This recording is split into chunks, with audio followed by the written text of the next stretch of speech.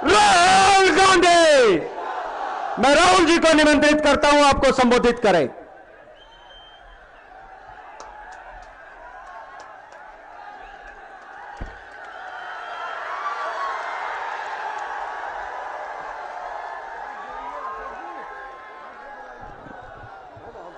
बैठिए बैठिए सर, बैठिए बैठिए बैठिए, डिस्टर्ब होता है मुझे।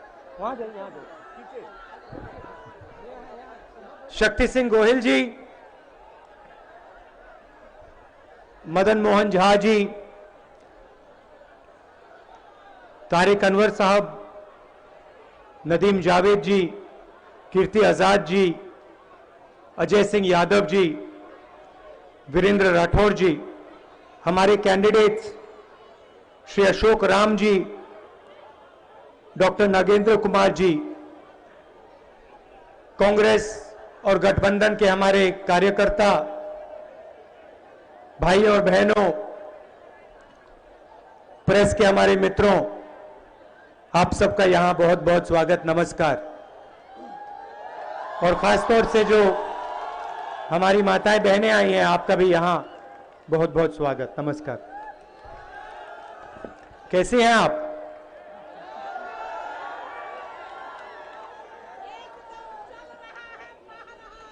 चल रहा है। वो कुछ दिन पहले मैं पंजाब में था।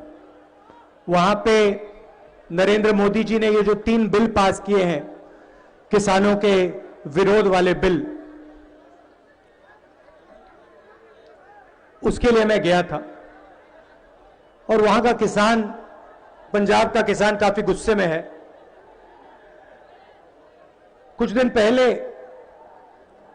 पहली बार मैंने देखा, आपको शायद देखने को नहीं मिला क्योंकि मीडिया को नरेंद्र मोदी जी, नीतीश जी कंट्रोल करते हैं, तो शायद आपको दिखने को नहीं मिला। मगर पहली बार दशहरा पे पंजाब में रावण, मेघनाथ और कुंभकर्ण को नहीं जलाया गया। देखा आपने?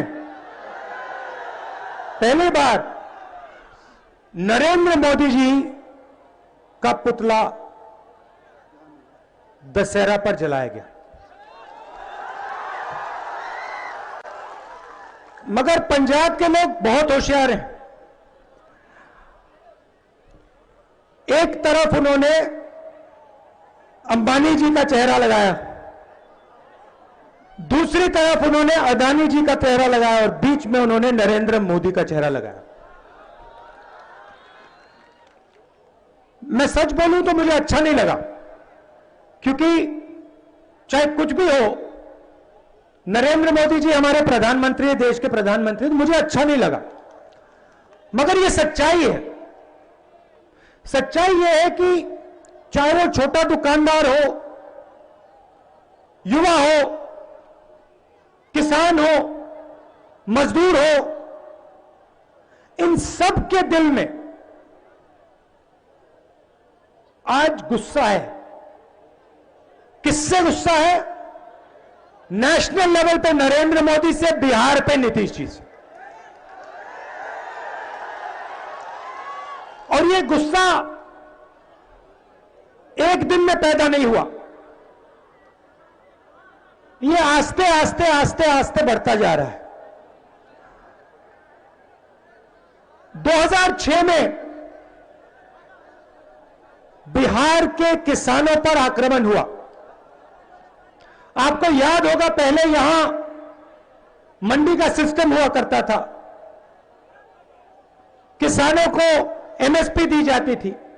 2006 में मंडियों को खत्म कर दिया गया, नष्ट कर दिया गया। और उसके बाद चाहे मिथिलांचल हो, बाकी बिहार हो, उसके बाद बिहार के किसान को सही दाम नहीं मिला। चाहे बिहार का किसान कुछ भी कर ले, 24 घंटे अपना खून पसीना डाल दे, उसे अपने अनाज के लिए सही दाम नहीं मिल सकता, क्योंकि एमएसपी और मंडी का सिस्टम बिहार में नष्ट कर दिया गया है। और वही काम जो 2006 में बिहार में किया गया वही काम नरेंद्र मोदी ने अब पंजाब में, बाकी हिंदुस्तान में कर दिया। और इसीलिए पहली बार देखने को मिला कि प्रधानमंत्री का पुतला, रावण का नहीं, प्रधानमंत्री का पुतला दशहरे पर जलाया जा रहा है।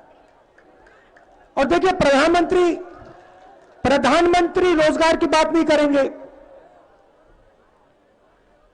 नीतीश जी प्रधानमंत्री भाषण करेंगे, नीतीश जी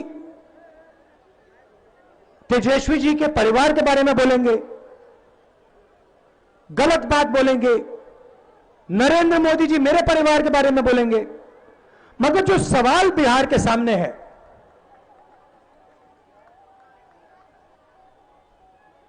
रोजगार के बारे में, किसानों के जीवन के बारे में, छोटे व्यापारियों के बारे में, उसके बारे में एक शब्द नहीं बोलेंगे। यह चुनाव लालू जी के परिवार का, मेरे परिवार का, नीतीश जी के परिवार का चुनाव नहीं है। यह चुनाव बिहार की जनता के भविष्य का चुनाव है। और आप में इतनी भी तमीज नहीं है कि आप बिहार की जनता के सामने खड़े हो और बिहार की जनता जो सुनना चाहती है, अपने भविष्य के बारे में जो सुनना चाहती है, रोजगार के बारे में जो सुनना चाहती है, कारखानों के बारे में, शुगर मिल के बारे में जो सुनना चाहती है, उसके बारे में आप नहीं बोल सकते, मगर उल्टी सीधी बात आप बोलोगे। 15 साल नीतीश जी को आपने दिए, 6 साल नरेंद्र मोदी जी को दिए, क्या मिला? बिहार सबसे गरीब प्रदेश है। बिहार के युवा बिहार में रोजगार नहीं पा सकते। अच्छा, आज के हिंदुस्तान में बिहार छोड़ो, कहीं नहीं पा सकते, ना मुंबई में, ना बेंगलोर में, ना दिल्ली में, क्योंकि नरेंद्र मोदी ने रोजगार ही खत्म कर दिया देश में। वो अलग बात है, उसके बारे में मैं थोड़ा बोलूंगा। मगर बिहार का युवा बिहार में रोजगार नहीं पा सकता। बिहार के किसान को सही दाम नहीं मिल सकता। बिहार का छोटा व्यापारी है, मिडिल साइज बिजनेसमैन है, वो सपना नहीं देख सकता, मना है। बिहार में सपना देखना मना है।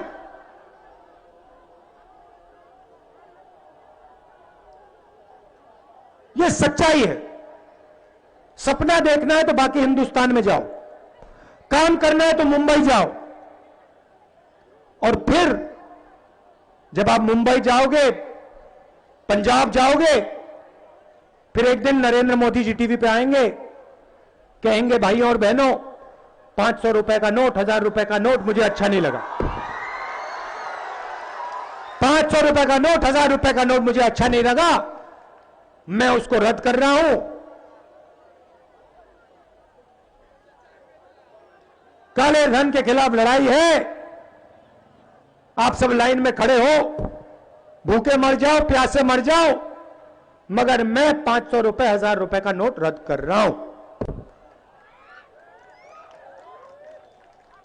ये जो माताएं आई हैं, जब नोटबंदी की, आप बैंक के सामने खड़ी थी ना, आप खड़ी थी, आपने अपना पैसा बैंक में डाला, क्या काला धन गायब हो गया?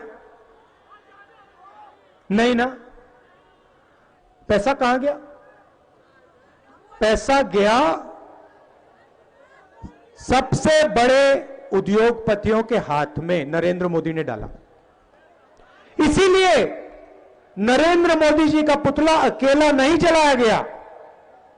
इसीलिए नरेंद्र मोदी का पुतला जब जलाया गया, पंजाब ने कहा यह एक व्यक्ति नहीं है, यह एक शक्ति है, और इस शक्ति के पीछे दूसरी शक्तियां हैं। कौन सी शक्तियां? एक तरफ अंबानी, दूसरी तरफ अदानी। क्यों? क्योंकि जो गरीबों का है वो ये लोग चाहते हैं आपका पानी, आपकी बिजली, आपकी जमीन, आपका भविष्य, ये लोग चाहते हैं। और नरेंद्र मोदी आपका भविष्य इन लोगों को देते हैं। कोरोना आया, बिना नोटिस दिए 2 दिन छोड़ो, 15 मिनट नोटिस नहीं दिया। देश में कोने कोने में बिहार के मजदूर थे, कोई नोटिस नहीं दी। शाम को आते हैं, कहते भैया 22 दिन की लड़ाई है, लॉकडाउन हो रहा है, खाना मिले, पीने पानी मिले, खाना मिले, मिले ना मिले कुछ फर्क नहीं पड़ता, अपन तो 22 दिन की लड़ाई लड़ रहे हैं। बिहार के मजदूरों ने, युवाओं ने मोदी जी के तरफ देखा। मोदी जी कहते भाई और बहनों, मोबाइल फोन पकड़ो, इसकी लाइट चलाओ। भाई और बहनों, कोरोना से लड़ाई है, थाली बजाओ। मतलब कौन सी दुनिया में है ये? बिहार के लाखों करोड़ों मजदूर, कोई मुंबई से, कोई दिल्ली से, कोई पंजाब से, कोई कर्नाटक से, भूखे प्यासे पैदल आ रहे हैं। नरेंद्र मोदी जी कहते हैं 22 दिन की लड़ाई है। किससे लड़ाई है? 22 दिन की लड़ाई उन्होंने मजदूरों से की। कोरोना से नहीं मरे, भूख से मर गए, प्यास से मर गए।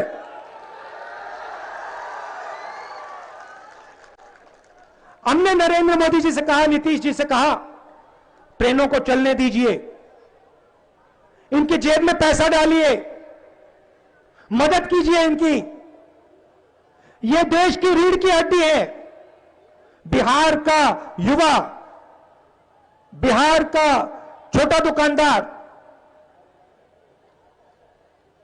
बिहार के मजदूर, ये देश की रीढ़ की हड्डी है।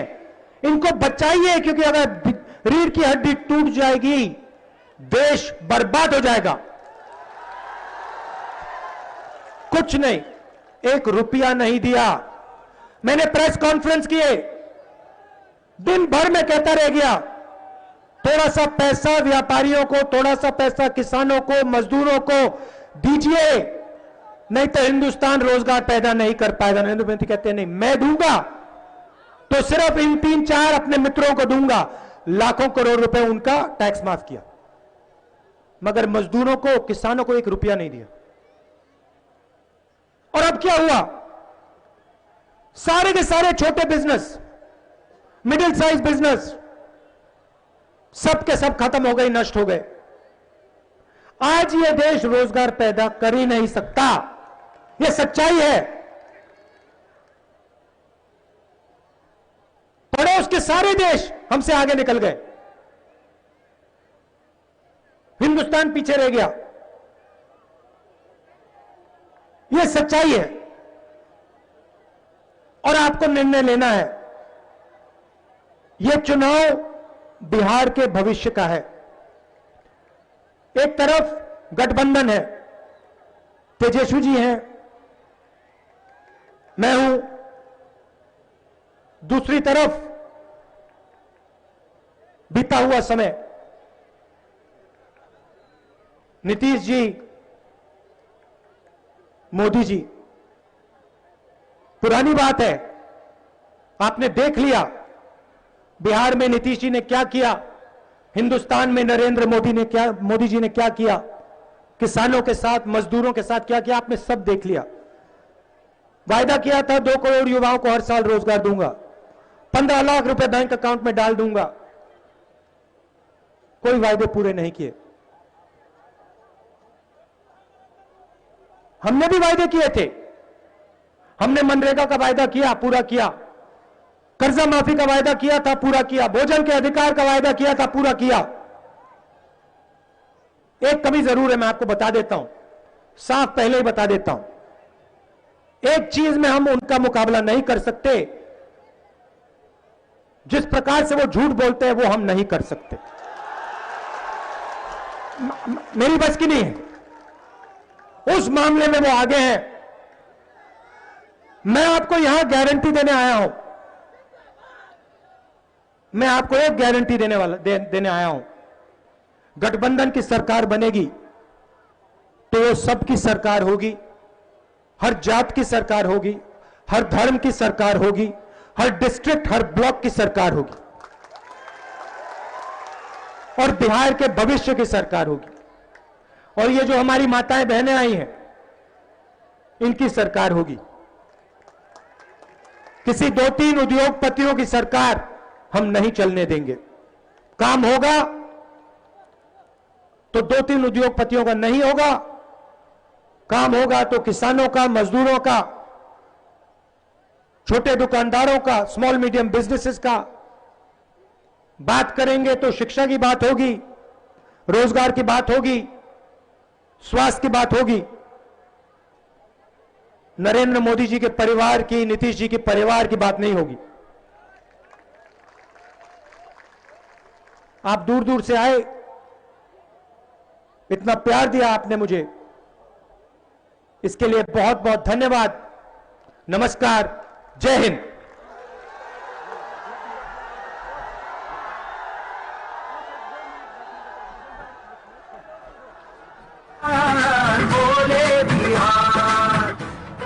मदन मोहन झा जी आए और धन्यवाद ज्ञापन दें। आदरणीय मदन मोहन झा जी। आदरणीय सम्मानित हमारे राहुल गांधी जी और सम्मानित मंच, साथ ही हमारे सामने आए हुए हमारे प्यारे भाइयों एवं बहनों, मैं आप सबों को धन्यवाद देना चाहता हूं कि आप इतने देर से यहाँ खड़े हैं।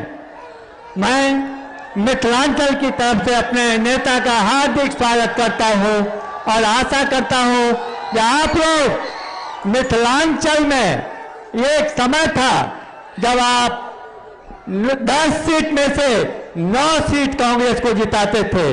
आज ये जमाना है, आज मेरे साथ गठबंधन के साथी भी हैं।